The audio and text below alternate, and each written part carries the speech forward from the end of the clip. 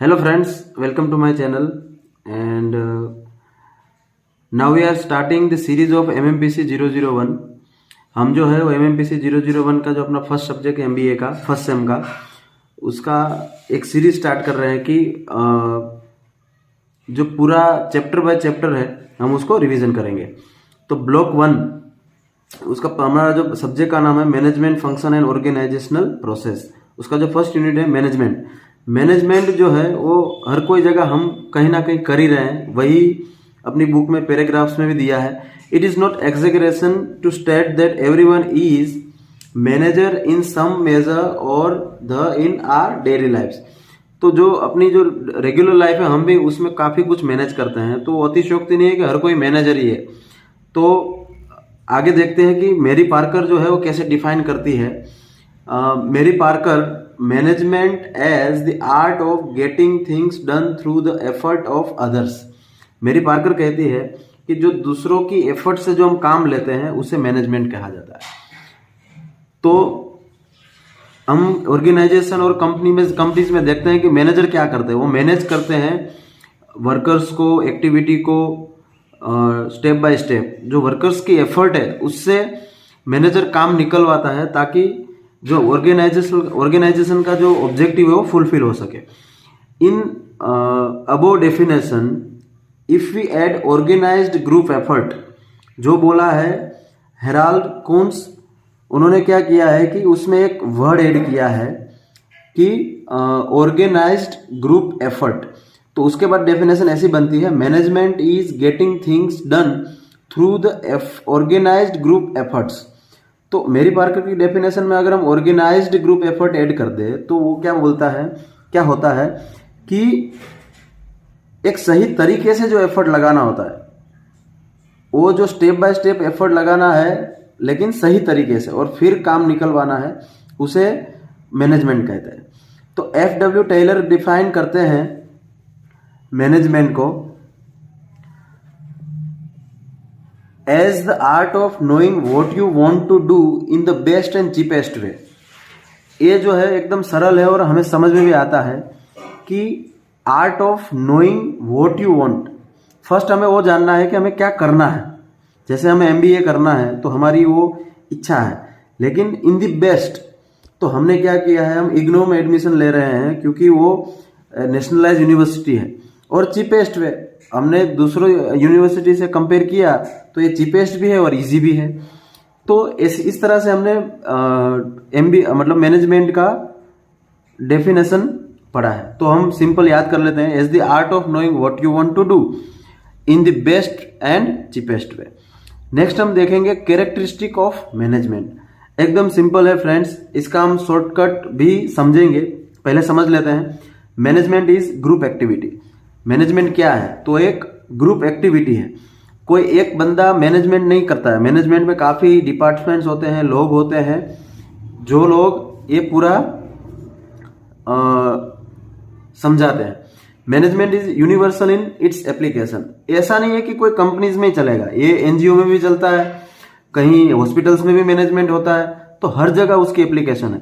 Continuous activity, ऐसा नहीं है कि हम आज करें कल नहीं करेंगे, ये कंटिन्यूअस है। हमें हर रोज जाके मतलब जो भी कंसर्न पर्सन है उसको अपना काम मैनेज करना है।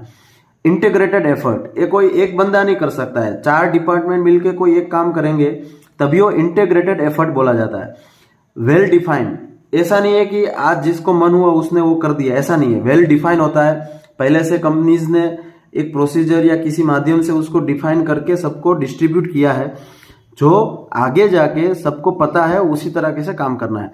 ऑब्जेक्टिव ड्रिवन, ये सिंपल है कि हमें कोई भी मैनेजमेंट जो है या हॉस्पिटल हो तो उनका ऑब्जेक्टिव ये होता है कि हमारे यहाँ से ज़्यादा दर्दी सही होके अच्छा एक्सपीरियंस लेके जाए, ठीक है। और result oriented, objective driven process and result oriented.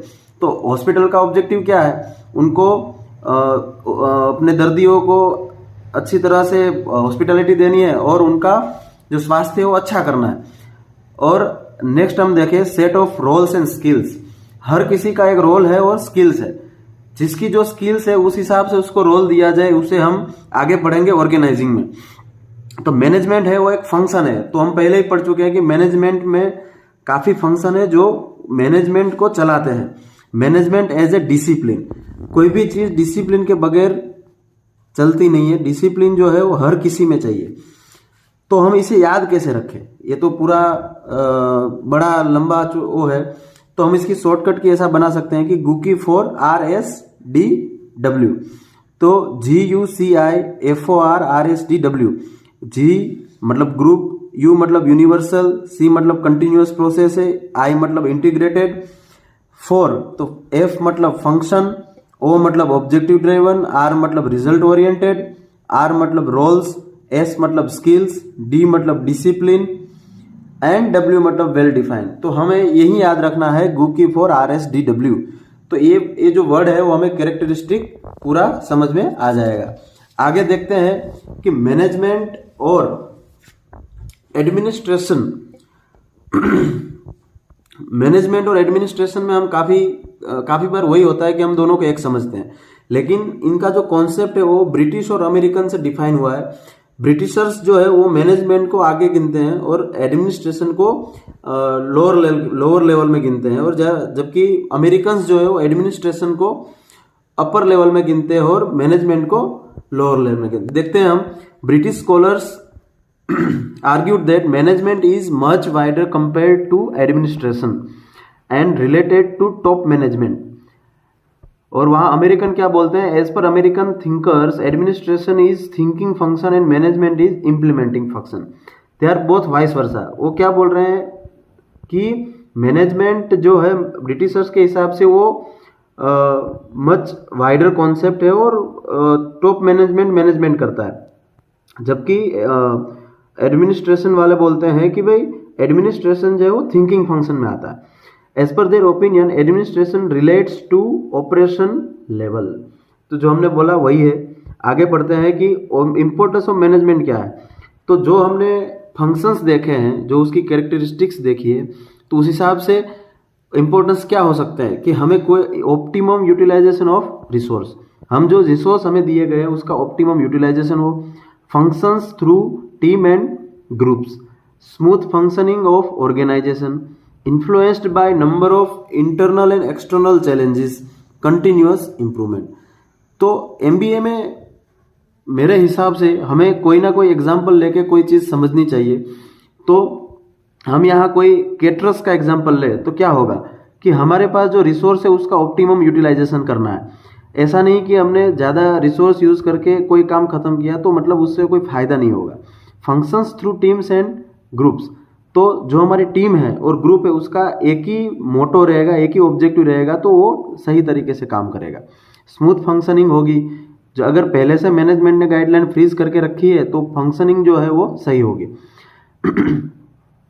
ये जो आगे जाके इंटरनल एक्सटर्नल चेंजेस आने वाले चैलेंजेस आएंगे, हर किसी बिजनेस में या ऑर्गेनाइजेशन में आते हैं, और कंटिन्यूअस इंप्रूवमेंट ये हर जगह आएगा मित्रों कि कंटिन्यूअस इंप्रूवमेंट हर चीज़ में रिक्वायरमेंट रहती है। अब आगे पढ़ते हैं कि फंक्शंस क्या है मैनेजमेंट के। तो सबको पता है, हमने असाइनमेंट्स में भी लिखा है कि planning, organising, staffing, directing and controlling. तो प्लानिंग क्या है, प्रिपरेशन ऑफ फ्यूचर एक्शन। हम फ्यूचर के लिए जो एक्शन अभी से ले रहे हैं उसे हम प्लानिंग बोलेंगे।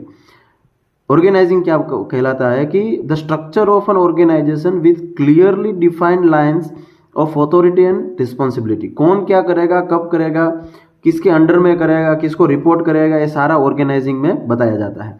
स्टाफिंग में हम right people for right job ढूंढते हैं कि जो काम जिससे सही होगा हम उसको लेके आते हैं वो काम करने के लिए, उसको हम स्टाफिंग बोलेंगे। और वो भी ऑर्गेनाइजेशन ने जो डिफाइन किया हुआ स्ट्रक्चर है उस हिसाब से। Directing involves providing good leadership, communication channel, motivation and supervision for better function.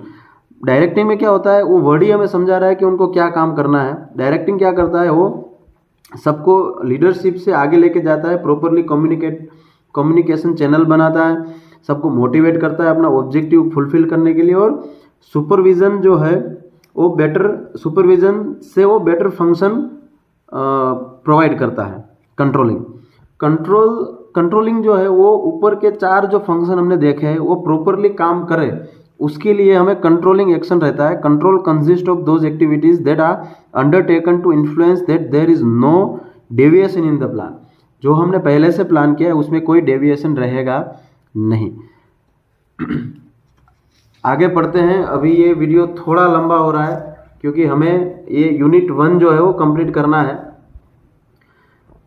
Challenges of management. Management के लिए क्या क्या चैलेंजेस है? तो मैनेजमेंट के लिए जो चैलेंजेस है वो है ग्लोबलाइजेशन। अभी कंपटीशन में ग्लोबल है, आपके पास काफ़ी कॉम्पिटिटर है जो ग्लोबली भी काम कर रहे हैं, नई नई वो वेराइटियाँ ला रहे हैं, वो आपकी कंपटीशन में है। फिर टेक्नोलॉजी, आपने 5 साल पहले जो प्रोडक्ट बनाने के लिए जो टेक्नोलॉजी मतलब जो मशीनरीज आपने परचेज की है, तो 5 साल के बाद वो टेक्नोलॉजी आउटवर्ड हो जाएगी और नई टेक्नोलॉजी आने वाली है, तो हमें उसके लिए भी तैयार रहना है। वर्कफोर्स डाइवर्सिटी, हमें वर्कफोर्स भी संभाल के रखना है क्योंकि आपके कॉम्पिटिटर जो है अच्छे वर्कफोर्स को लेने के लिए ट्राई करेंगे। इनोवेशन, हमें हर अपनी प्रोडक्ट में इनोवेशन भी लाना पड़ेगा, उसमें क्रिएटिविटी भी लानी पड़ेगी, तब जाके हमें इसमें फायदा होगा। एथिक्स एंड गवर्नेंस, कोई भी बिजनेस हो उसमें अगर एथिक्स ना हो तो उससे कोई काम होता, मतलब हमारे कोई एथिक्स के बगैर कोई बिजनेस होता नहीं है। क्वालिटी तो मस्ट है, हम कोई भी प्रोडक्ट खरीदते हैं तो क्वालिटी पहले